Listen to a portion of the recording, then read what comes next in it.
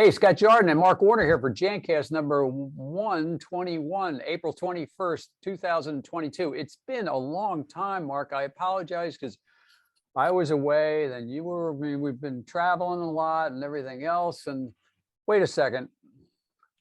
Do I need a, do we need a mask? Do we not need a mask? I don't know. I got off the airplane and they said I don't need a mask, but I went to have dinner in Philadelphia and they said they do need a mask. I don't know what's going on, Mark. All I know is that they said if you're in Philadelphia, then you need to dust off the old mask and prepare to put it on, unless you're going by plane or train to get there, in which case you don't have to wear it. Yeah. But you know, the interesting explanation for that is mass transit follows under a federal regulation, and Pennsylvania can't trump a federal regulation, but they can implement more localized deals like they did with Philadelphia and the requirement of masks. I don't know how long it's going to last. Actually, you talked about signs all over the place on the Cape May Ferry Lewis thing, and there are signs everywhere, and you thought you were going to like get shot if you didn't have it on. And how many people had them on? I left my car on a ferry. You know, you leave your car and you could go walk around, and so I go upstairs and there's signs like on every single door, big signs saying you must wear a mask. I go in, not only are none of the people that like drove their cars onto the ferry wearing masks, none of the employees are wearing masks, and I was like, I'm really confused here. I was like, I don't know what to do. And then that was before, you know, the airplane thing. So I don't know. I think I was just getting used to not wearing a mask for a little while there. It's like, geez, oh well, what can you do? So, you know, I hit the local Quick Mart just to stay on top of what's happening within the social arena, not to with get lost. mask wearing. No, it has nothing to do with, you know, the fact that I get a good lunch there to go. No, I'm there purely for scientific reasons, doing scientific daily surveys on the percentage of people involved with mask wearing or not. You know, and today, being day 2 of first week of Philadelphia's mandate for masks. Really? I carried mine in. I was just kind of like going to be supportive if I needed to be. But no. Odd, right? Well, we're moving on, and this show is all about the future, Mark. And we've done shows in the past about the future. Remember when we had the holiday show and we were trying to decide what was coming, and one of the biggest innovations we decided was the chairlift that did not have any cables, that you just got on and you said, I want to go skiing in Utah, and it took you to Utah, and you went skiing. No, you were still on a chairlift, but you didn't have to go on cables or anything. So this is along the lines of the future show, but this is all real stuff as compared to when we did it. It was kind of like, what could we think up that's crazy? You know, like the automatic. Actually, I think, didn't we talk about cutting grass automatically too, or something? Yeah, something that you could hit a switch or spray something down. It would only grow 2 inches tall. Yeah. A robotic grass cutting is already here. So when we've talked about, but speaking of robotic cleaning, perfect segue there. How about that segue there? So I said on our pre-show, I said, so what's happening with robotic cleaning? Is everybody going to have a Roomba in their office so you don't have to vacuum anymore? And you commented, well, that's only part of it, right? Yeah, well, I mean, the biggest danger is people falling into the mindset that that's all you really need to do with carpet. And you really don't. I mean, the bottom line is there's 3 very distinct processes you use to clean carpet. You know, your daily routine stuff is dirt and soil removal, and that's what a Roomba does, as you brought up. But if that's all you do, then the carpet's just going to deteriorate and look terrible. Ultimately, what we want to try to do is manage our traffic lanes. Soil gets deposited in traffic lanes. We end up with spots and stains that become difficult to remove. And all of that has to be managed. And currently we don't have robotic equipment that does that. And then ultimately at some point, the old joke is at some point you got to empty the sink. Yeah. And we look at that as being, a deep extraction, a hot water extraction, HWE, where you literally inject and flood the carpet with much more than it can hold and, vacuum extract it in a single pass. Those processes still have to come into play. And if I were to think about it in my mind's eye here, Scott, the hardest thing I just described was that heavy duty deep extraction and vacuuming it up and you're sweating bullets and stuff. Let's have a robot do that, because I don't mind running a vacuum cleaner, Well, they do. You've worked with some of our customers that have robotic auto scrubbers. So technically you could probably put a robotic extractor. They have those large units for big square footage. You could do a robotic carpet extractor without too much trouble, I would think. Yeah, I would think so. We worked with a gentleman named Jon Hill, personal friend, who's got an operation in Richmond, Virginia, that uses a lot of robotic auto scrubbers for doing basically routine dirt and soil removal primarily. But he has experimented with different ways to up the ante on that, to incorporate encapsulation cleaners, for example, on the carpet care using an auto scrubber platform. And he's also trying to modify what they're capable of doing by going after, how warehousing and shipping and distribution is springing up everywhere. And so they've kind of modified what their equipment can do to be able to do some of the more extreme types of cleaning. But with all that said, Scott, what term he taught me really was the term Cobotics. And in his mind, it's not about the Roomba concept of like, you just give it a nest and you give it power and don't think about it for another year. Cobotics in reality is a relationship between the human beings responsible for the care of the building as well as the robotics. So there is a way of humans having a very important part in a proper operation of a robotic fleet, like where you deploy it and how you deploy it and all that. And that's really that's where the term Cobotics came from. Yeah. So they don't have the big auto scrubber returning to a base and dumping its own discharge and stuff yet. Yeah, although I fully expect that to happen, where it'll come back and maybe even it changes out a battery pack or whatever and keeps running. I mean, that day will come. You and I were joking in the pre-show conversation that cars can park themselves, on a busy street. So the concept of cleaning equipment be able to do some of these things seems believable to me. Yeah. Well, and if you tie that in with what we've been discussing for months now about training and the workforce being brand new workforce, it makes a lot of sense for large facilities that if you can automate some of the process, that means you maybe have to train less people, and the robot does some of the work where you still have people involved. So it's not going to put everybody out of work is, I guess, bottom line. Yeah, that's so true. But I mean, it really will. You and I have been talking a lot about the value and the need for training, as part of what we were talking about when COVID first came along and the need for people to understand how to properly disinfect. But when you start talking about all this brand new technology, it reinforces the fact that people are going to have some advanced levels of training and some deeper knowledge than they currently have in order to be able to operate these things effectively and efficiently. It's all wrapped around, sciences and some of the things that allow these things to operate. And if you're going to manage it, you got to know those sciences. Yes, the point. Yeah.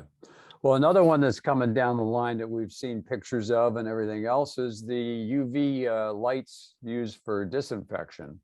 and they are effective, but there's all kinds of issues with shadowing, and you can't, it's not like I was at the supermarket the other day and they have that thing that's driving around telling them what's out of stock. I guess that you could put UV lights on that, except everybody in the shopping would have to have special glasses on.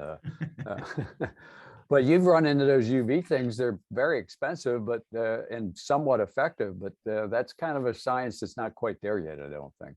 Yeah, you brought it up. I mean, the biggest issue is shadow zones, and because there is no permanent marking taking place, you don't even know what was a shadow zone. Yeah. I mean, the machine passed through, you don't know what got shadowed and what didn't, but more than likely, the backside of a doorknob got shadowed. Mhm. Where do your fingers touch when you're opening a door with a doorknob? Yeah. The backside, right? Yeah. The underside of a chair arm was probably shadowed. Where do your fingers touch when you have your hand on your chair arms underneath it, you know? And there's 100 examples of that. So shadow zones are the concern, which is why people that are really embracing UV are not using it as the sole source of disinfection. They're using it as an insurance policy following a proper physical disinfection with COVID, with registered disinfectants for COVID or SARS-CoV-2. Well, along the same lines, so you do your proper cleaning, you do a final UV thing with your, what are those things, like $20,000 or something, right? Well, the robots that are being used in hospital patient rooms are 80,000. 80,000. Oh, yeah. Wow, that's a lot. And they take a little while too, I think, don't they? Yeah, they take breaks, you know, they go have cigarettes. No, that's not what you meant. Doesn't it take like 10, 15 minutes to do a room? Yeah, it does. That's true. Yeah. So and again, it's just an insurance policy. Somebody already came in there and did it. Yeah. Physically. Well, so that gets to the other future piece, which started out as being something like ATP meters, but we're now seeing kind of an advance with the imaging involved with that. But tell the group that's listening in to this Jancast that hasn't been around for a while, ATP meters, they're nothing new. They've been around for quite some time, right? They've been around a long time. And like the true history on ATP, there was a woman named Kim Metzler that worked with a company that manufactured some of the earlier ATP meters. And she approached the Bullen companies, talking, 15 years ago? Yeah. And they were using this in food service as a method of reinforcing the HACCP laws, hazard analysis and critical control point regulations with the Food and Drug and USDA. Yeah. And she brought it to us and said, this would be fantastic for the cleaning industry. And do you think the cleaning industry is ready? And we were kind of like, well, I don't know. But we then invited her to be engaged with us at our booth at an ISSA show. And she sat in the booth and she was showing people what ATP meters were about. And I remember joking with people about like shaking hands and then they swab their hand. They got a terrible reading. And this one guy's buddy, after they were shaking hands and everything, we swabbed the one guy's hand. The other guy was going to get a hot dog and he was just reaching for the bun and his buddy yells, "Don't," because the readings were so high, right? So, so that was kind of interesting that it was introduced that long ago. And who would have thought? And by the way, during that show, that exact same show, a man who many of the listeners may know, Bill Griffin, actually interviewed us in the booth at that time regarding the technology and how it might work. And who would have thought, here we are, whatever, 15 years later, whatever it is. And, there are standards, there are cleaning standards that are written around ATP meter readings. The ISSA's got their K through 12 standard and their institutional and commercial standard. And that specifies ATP meter readings as a way of measuring cleanliness. So, I mean, it's really gotten itself highly engaged in the cleaning industry. And yet it's only reading what you swapped. Right. It's still only giving you it's still a little bit of guesswork. Like we could walk up to that doorknob I was talking about and swab the side we know got UV'd and it would read nothing. And yet who knows, the backside of that doorknob might be highly contaminated, which I think leads into your next point. Well, before we get to the next point, there's not only do you have to make sure you've swabbed the surfaces you're concerned about, there's a technique for the swabbing too. You got to go back and forth in two different directions, right? Yep, you got 2 inches by 2 inches in one direction, 2 inches by 2 inches in the other direction, rotating the bulb while you do that so that you're evenly soiling it. Yep. And then doing a read while holding the unit vertical, not horizontal, will give you a different read. Yep. And then you'll get a reading on it. But, I've watched people, Scott, go into a restroom with a swab every possible surface they could get with one swab, and come out and do a reading and go, oh my gosh, look at this. And then, it's like, well, that's not how you do it. That's not how you do it. Well, so the new stuff that's coming down the line, which is surface imaging technology, which we'll put a picture in picture right now in the video showing you example, but that's really ATP meters are going to be gone after this technology gets up and running, because it shows you everything, or at least what you can take a picture of. Still can't mean you'd have to take the picture from behind on the door handle we're showing in the image, but that's the way to go, because you can it's kind of like a black light with urine in the bathroom, right? Right. It's there, but you don't see it. You turn the black light on, it's like, oh my God, like this picture shows you what potentially your clean doorknob or your dirty doorknob would, it helps. Be like. Yeah, it helps in a lot of different areas. Like one of the things people like about that technology is the data collection aspect. Yeah. Where you're not just getting a reading saying, I got this reading in the room. You're actually documenting where in the room you got the reading from. Yeah. So it can be used as a training aid, for example, like here's what got missed and here's what didn't, not just here was my average reading coming out of a room. Yeah. So all of that helps create a better database to track things on. And probably far easier, how we've talked about doing extreme cleanliness audits, right? So when you do them 6 months apart, the only way it's really done properly or properly calibrated is if you test the same thing 6 months later. Mm-hmm. Otherwise, it's like oranges and apples. Yeah. So you have to test the same thing. And the other thing about surface imaging technology is pretty easy to replicate what you tested, what you looked at 6 months ago versus what you're looking at now, and what you might look at another 12 months from now, because you have a picture, a photograph of what you actually took the reading from. Yeah. So it's not exactly ready for market yet, but it's getting very, very close. Right? I mean, is that a good way of describing it? Yeah. So you and I have seen demonstrations of different types of technology, some of them aimed at broad spectrum of pathogenic microorganisms, others aimed at a very specific deadly type of microorganism, because that's what they're targeting. So there's a number of different systems that are out there right now, and they're not inexpensive. Some of them are operating more on a subscription kind of platform, which makes sense. So on an ongoing basis, you keep subscribing, and it allows you the use of the equipment and the databases and stuff. The other part of that, though, is that there are organizations, there's been articles written how, at some point, is it possible that someday we'll be able to get a 99-cent app from the Apple store and put it on our iPhone? And people joke about it like, it's not impossible. It's not here now, but who knows? Someday down the road, with some of the magic filters you can put over a camera lens. Electronically you can create those filters. Exciting stuff coming. There's all kinds of products coming down the road.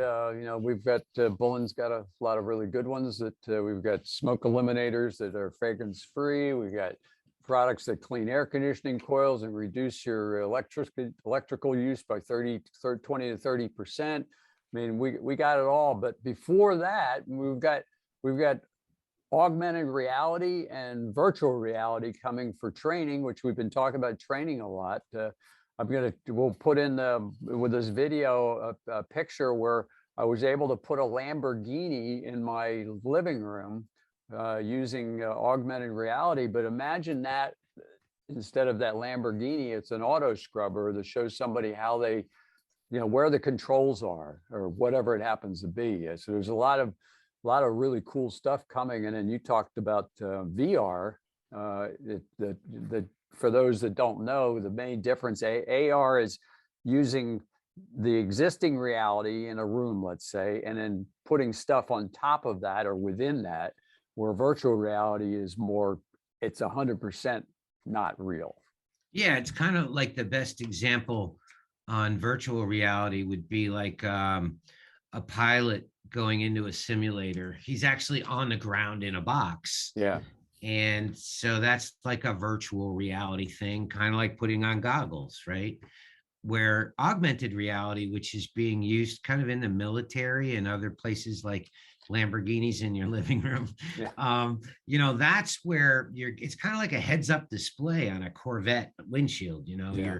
You're driving down the road and that heads up display is giving you things to look for, to be cautious about or whatever. And the military uses it to identify potential threats, targets, distances, things like that. Yeah. So that's what the AR side of it is. And the anticipation is that AR really develops. Maybe we can get to the point where we can get the cleaning technician to think he's actually running a Lamborghini when he's actually only walking behind an auto scrubber. Yes. Yeah. Yeah. Well, one of the last ones is stuff that we've seen just recently, and it was a big feature during the Super Bowl, was QR codes. Of course, the 99% of the people that saw it were kind of going, what's that thing on the screen?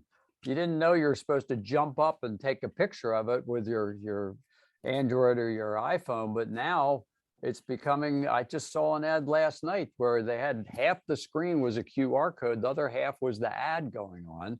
So if you had your 30 seconds there, the QR code stayed there for 30 seconds, you scan it and boom, you got product training, literature, whatever. So I mean, we're adding it to all of our products, as well as we have it on a new ad for our CannaClean product that we came out with.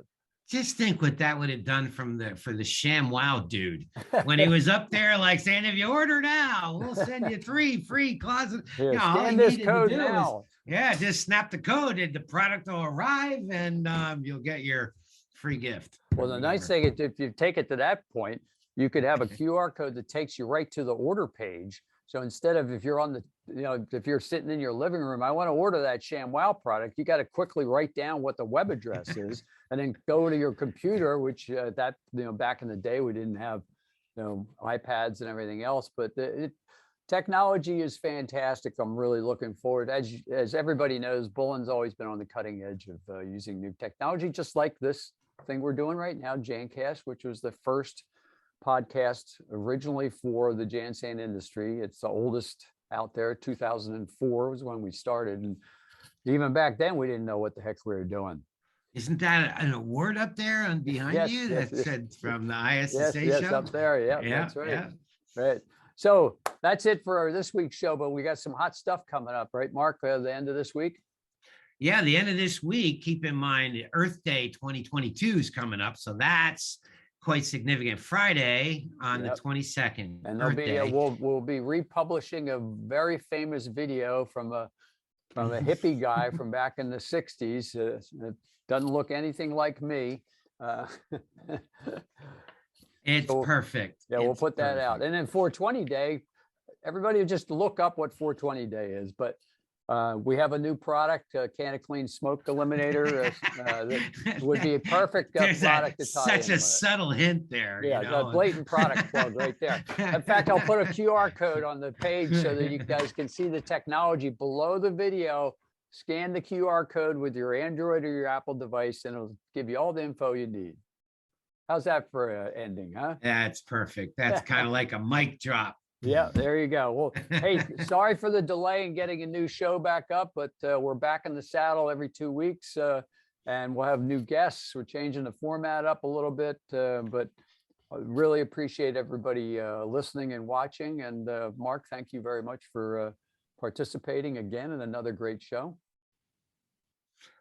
Thank you for having me. And that's about it for this week. Thank you all. Thanks, everybody. Bye-bye.